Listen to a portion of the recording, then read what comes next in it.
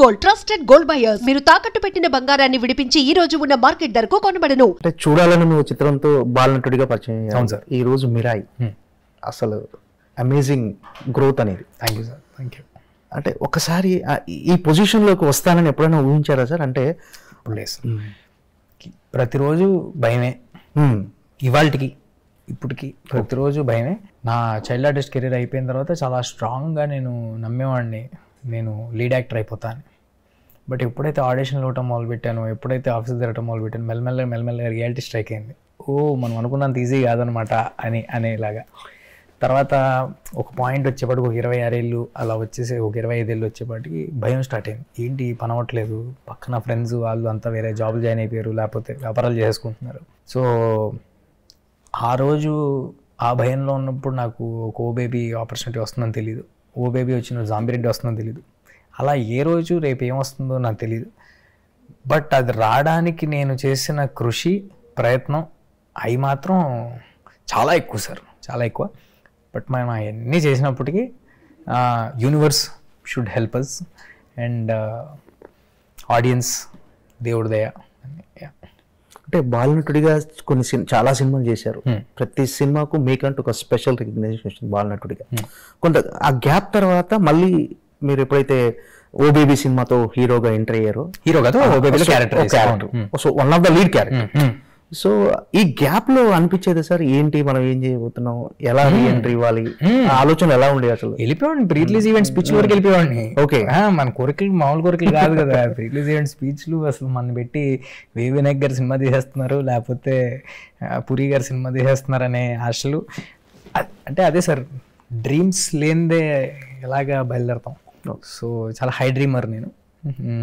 కోరికలు చాలా ఉంటాయి, కానీ చాలా చాలా అంతకు మించిన రియలిస్టిక్ పర్సన్. చాలా ప్రాక్టికల్ అండ్ రియలిస్టిక్. యా. అంటే ఓబేబీ కంటే ముందున్న ఆ స్ట్రగులింగ్ పీరియడ్లో ఎప్పుడైనా డిసప్పాయింట్ అయ్యేవారా? చాలా భయంకరంగా డిసప్పాయింట్మెంట్లు, డిప్రెషన్లు అందరికీ కామనే సార్. అన్ని ఫీల్డ్స్లో అందరికీ కామనే. ఇవాళ నేను అవన్నీ చూశానని ఏదో నేను అంత కష్టపడ్డాను ఇంత కష్టపడ్డానని చెప్పుకునే ప్రయత్నం ఏం లేదు. ఆ రోజు అలాంటి డిసప్పాయింట్మెంట్లు, లేకపోతే అలాంటి కష్టాలు, అవకాశం లేని రోజు, ఒక్క అవకాశం వస్తే చాలరా బాబు అని అనుకున్న రోజులు ఉన్నాయి. కాబట్టే ఇవాళ నా జర్నీ ఇలా ఉందని నమ్ముతాను నేను. యా. అంటే ఓబేబీ తర్వాత జాంబిరెడ్డి, తర్వాత అద్భుతం, నెక్స్ట్ హనుమాన్, అంటే 4 సినిమాలు సక్సెస్. అంటే మధ్యలో ఒకటి ఉందిలేండి ఇష్కని. 99% స్ట్రైక్ రేట్. రైట్, అందులో ఎలా చూసుకున్నా 99% స్ట్రైక్ రేట్. అంటే ఇన్ని సక్సెస్ నుండి హనుమాన్ లాంటి ఒక పాన్ ఇండియా సినిమా వచ్చిన తర్వాత కూడా మీరు ఇప్పటికీ ఈ రోజుకి నాకు భయమే అంటున్నారు. ఎందుకని? మన ఉన్న ఇండస్ట్రీయే ఒక 5% సక్సెస్ రేట్ ఉన్న ఇండస్ట్రీ సార్. 200 సినిమాలు చేస్తే అందులో ఒక 10 ఆడతాయి, 10 మంచి పేరు తెచ్చుకుని బాగా ఆడతాయి. సో చాలా భయంగా ఉంటుంది రోజు. బట్ మనం తీస్తున్న సినిమా పట్ల ఎక్సైట్మెంట్ ఆర్ అవి ముందుకు నడిపిస్తూ ఉంటాయి. అంటే హనుమాన్ లాంటి ఒక పాన్ ఇండియా సక్సెస్ వచ్చిన తర్వాత కూడా అంటే మీలో ఇంత మెచ్యూరిటీ, అంటే చాలా రియాలిటీలో మాట్లాడుతున్నారు. ప్రతి సినిమా మొదటి సినిమానే అని. అంతే కదా సార్. సరే, అంటే మామూలుగా అంటే కొంతమంది హనుమాన్ లాంటి ఒక పాన్ ఇండియా సక్సెస్ వచ్చిన తర్వాత లేదు మనం సెటిల్ అయిపోయినట్టే, మనం పాన్ ఇండియా హీరోనే అని ఒక కాన్ఫిడెన్స్ వచ్చేస్తుంది వాళ్ళకు, ఆ యాటిట్యూడ్గా కనిపిస్తుంది. కానీ మీరేంటి ఇంత మెచ్యూర్డ్గా ఇదంటే ఎలా? అదేం లేదు సార్. అంటే నేను మేబీ చిన్నప్పటి నుంచి ఇక్కడ ఉండటం వల్ల ఎందుకో ఎంతోమంది రావటం చూశాను, నాకంటే గొప్ప సక్సెస్లు వచ్చి కూడా తిరిగి వెళ్ళిపోయిన వాళ్ళని చూశాను. సో ఎల్లప్పుడూ ఒళ్ళు దగ్గర పెట్టుకుని జాగ్రత్తగా పనిచేస్తూ ఉండాలి. మనకిచ్చిన అవకాశానికి 110% ఎఫర్ట్ పెట్టాలనేది ఒక్కటే ప్రయత్నం సార్. మిగతాదంతా మన చేతిలో లేదు. నేను అది ట్రైలర్ రిలీజ్లో అనుకుంటా మీరు మాట్లాడుతున్నప్పుడు మీరు ఇదంతా ఈ సక్సెస్ అంతా మీ టాలెంటా లేకపోతే అని మీరు అన్నప్పుడు టాలెంట్తో పాటు డెఫినెట్గా అదృష్టం అనేది కూడా కలిసి రావాలి, గ్రహాల మూమెంట్స్ కూడా మాట్లాడారు. ఆ టైంలో మీరు వేసుకున్న టీషర్ట్ మీద డెస్టినీ అనుకోకండి, అవును ఒక ప్రింట్ నేను అబ్జర్వ్ చేశాను. ఏంటి మీరు బాగా ఫాలో అవుతారా ఇది ఈ గ్రహాల మూమెంట్స్ అని? ఈ డెఫినెట్గా మన టాలెంట్ ఖచ్చితంగా మనకు కలిసి రావాలి, అది నమ్ముతారా గట్టిగా? మీరు అనిపించింది. నేను ముహూర్తాలు చూసుకోవటం, జాతకాలు చూసుకోవడం అలాంటివి ఏం చేయను సార్, అసలు నథింగ్. బట్ మనం చేసే పనికి యూనివర్స్ తోడవ్వాలి, మన ఇంటెన్షన్స్ రైట్గా ఉండాలి. ఫస్ట్ లోపల నుంచి మనం ప్యూర్గా ఉండాలి, ఎవరి పట్ల రాంగ్ ఇంటెన్షన్స్ ఉండకూడదు. అది ఉంటే ఫస్ట్ పాజిటివ్ అట్మాస్ఫియర్ ఉంటుంది, తద్వారా అది మన వర్క్లో కూడా రిఫ్లెక్ట్ అవుద్ది. అంతవరకు నమ్ముతా. మీరు అన్న డెస్టినీ టీషర్ట్ అది సినిమాలో వన్ ఆఫ్ ద లైన్ అలా వేసుకుంది తప్పితే అదేదో నేను నమ్మి వేసుకుంటుంది కదా. బట్ డెఫినెట్గా సార్ ఇలాంటి ఇండస్ట్రీలో కొన్ని మనం వచ్చిన ప్లేస్ నుంచి ఇవాళ మనం ఉన్న ప్లేసు మనం ఎక్స్పెక్ట్ చేయండి. సో ఇవన్నీ జరుగుతున్నాయంటే మన ఎఫర్ట్, మన హార్డ్ వర్క్, మన సెన్సిబిలిటీ ఎంత ఉన్నప్పటికీ we're at the right place at the right time with right people. So అంటే మీరు ఎందుకంటే పాన్ ఇండియా హీరో అని పిలవద్దు, నన్ను అలా పిలవటం వేరే వాళ్ళకి ఇబ్బందిగా ఉంది అంటున్నారు. ఏంటి మీకేమన్నా ఇబ్బంది కలిగిందా? ఇలా ఎవరన్నా ఏంది? అదేమీ లేదు సార్. అంటే అనిపిస్తుంది కదా సార్, అంటే I'm yet to do a lot of work. చాలా పెద్ద బాడీ ఆఫ్ వర్క్ చేయాలి, ఒక 15-20 years గ్రేట్ వర్క్ చేయాలి. So it's too early for anybody. ఒక్క సినిమా తాలూకా సక్సెస్సో ఫెయిల్యూరో నన్ను డిఫైన్ చేయకూడదు. నా ఎఫర్టు, నా క్రాఫ్ట్, నా టాలెంట్, నా సిన్సియారిటీ నన్ను డిఫైన్ చేయాలని నమ్ముతా. సో అది ఏంటి సరే మిరాయి ఎలా ఉండబోతుంది? మరోసారి లార్జర్ దెన్ లైఫ్ స్టోరీ, ఒక ఇతిహాసాలు, మైథలాజికల్ అన్నీ టచ్ ఉన్నట్టుగా, అంటే ట్రైలర్స్ చూస్తే అన్నీ డెఫినెట్గా థియేటర్కి వెళ్ళి సినిమా చూసేయాలి అని ప్రేక్షకుల్లో ఒక యాంగ్జైటీ, డెఫినెట్గా చూసేయాలని ఒక కలిగింది. ఏంటి మిరాయి ఎలా ఉండబోతుంది అసలు? చిన్న పిల్లల దగ్గర నుంచి 3 ఏళ్ళ పిల్లల దగ్గర నుంచి, నేను మొన్న ప్రెస్ మీట్లో కూడా ఇదే చెప్పాను, 3 ఏళ్ళ పిల్లల దగ్గర నుంచి 80 ఏళ్ళ వారి వరకు అందరికీ ఒక రిలవెంట్ ఫిల్మ్ తీసామండి. It is a film that is relevant across generations. Fantasy, action, emotion, elevation, devotion అన్నీ కలిపి ఉన్న subject. And moreover extraordinary making, visual. మీరు ట్రైలర్ చూస్తే మీకు అర్థమవుతుంది.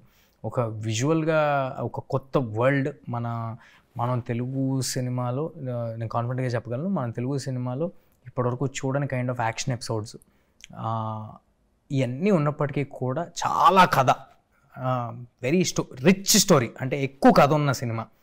ఇవన్నీ ఉన్నప్పటికీ మన కోర్ లెవెల్, ఒక తల్లి ఆశయం కోసం, తల్లి ఆశయాన్ని కొడుకు ఎలా తెలుసుకుని దానికోసం ఎంత దూరం వెళ్ళాడు అనే ఒక మన కల్చర్కి చాలా దగ్గరగా ఉండే ఒక ఎమోషనల్ ఫిల్మ్.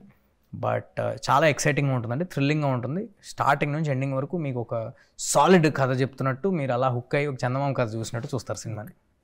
అంటే ఈ కథ విన్నప్పుడు ఖచ్చితంగా ఈ సినిమా చేసేయాలి అని మీకు గూస్ బంప్స్ వచ్చి రక్తం మరిగిన అంశం ఏంటి? అంత ఎలిమెంట్ ఏంటి అసలు ఈ సినిమాలో? ఈ ఖచ్చితంగా చేసేయాలి నేను ఎప్పుడు అలా ఫీల్ అవ్వకపోతే అసలు చేయనండి సినిమా. నేను 100% ఫుల్ ఎక్సైట్ అవ్వాల్సిందే. సో ఏదో లెక్కలు వేసుకుని కొలతలు వేసుకుని చేయటం అనేది ఎప్పుడు నాతో ఉండదు. ఈ పర్టికులర్ ఫిల్మ్ యాక్షన్ అడ్వెంచర్ అనేది మన తెలుగు సినిమాల్లో చాలా అరుదుగా వచ్చే ఒక ఇది. అండ్ మోర్ ఓవర్ అశోకుడు 9 పుస్తకాల గురించి, ఆ జ్ఞానం గురించి ఒక మిత్ మనం ఇప్పటి నుంచో వింటూ ఉన్నాం. అదొక ఎక్సైటింగ్ ఎలిమెంట్.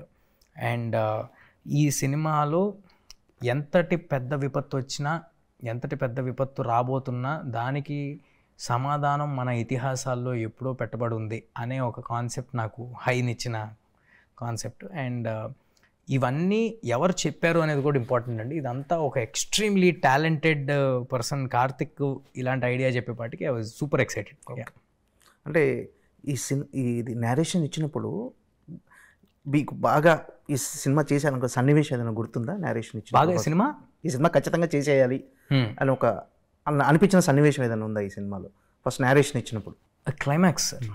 క్లైమాక్స్ నాకు ఎక్స్ట్రాడినరీ కిక్ ఇచ్చింది. అలానే కాదు సార్, అంటే యాజ్ అ హోల్ ఏదో అంటే నేను కథ వినేటప్పుడు నన్ను నేను చూసుకుని నేను ఈ సీన్ చేస్తే ఎలా ఉంటుంది, అది నాలో ఉండదండి. ఓవరాల్గా యాజ్ అన్ ఎక్స్పీరియన్స్ ఆడియన్స్ థియేటర్కి రావడానికి ఒక రీజన్ ఉందా? As an experience I delivering something totally new that nobody has delivered until now. And but at చాలా కొత్తగా ఉండాలి బ్యాక్డ్రాప్ విధంగా, బట్ కథగా మనకు తెలిసిన కథ ఉండాలి. మనకు తెలిసిన కథ అంటే I mean to say emotions మనకు దగ్గరగా ఉండే ఎమోషన్ అయి ఉండాలి. అండ్ చాలా క్లీన్ ఫిల్మ్ అయి ఉండాలి. అక్రాస్ జనరేషన్స్ రిలేటబుల్గా ఉండే సినిమా ఉండాలి, అందరికీ కనెక్ట్ అయ్యే సినిమా ఉండాలి. ఇన్ని అంశాలు కలగలిసి రావడం అనేది అరుదుగా జరుగుతాయి సార్. సో ఇవన్నీ ఈ సినిమాలో కలిసి వచ్చినాయి. Okay, yeah. And for more videos, please subscribe to iDream. Please subscribe to iDream. Please subscribe iDream. And please subscribe to iDream. For more videos, subscribe to iDream. Please like, share and subscribe to the channel. Congratulations, iDream. Subscribe to iDream. Subscribe to iDream. So subscribe to iDream Media. iDream ki iDream team andarki huge congratulations. Please subscribe iDream Media. Please subscribe to iDream. Subscribe iDream. Please subscribe to iDream. iDream అంటే నా కళల channel subscribe చేసుకున్న నోరు తిరుగుతలేదు మీరైతే గంట గుర్తు కొట్టండి. For more such videos, please subscribe to iDream. Subscribe to iDream. Please subscribe to iDream. Please subscribe iDream Media. Please do subscribe to iDream. Please subscribe to iDream Media. For best entertainment and information, please subscribe iDream. And don't forget to subscribe to iDream.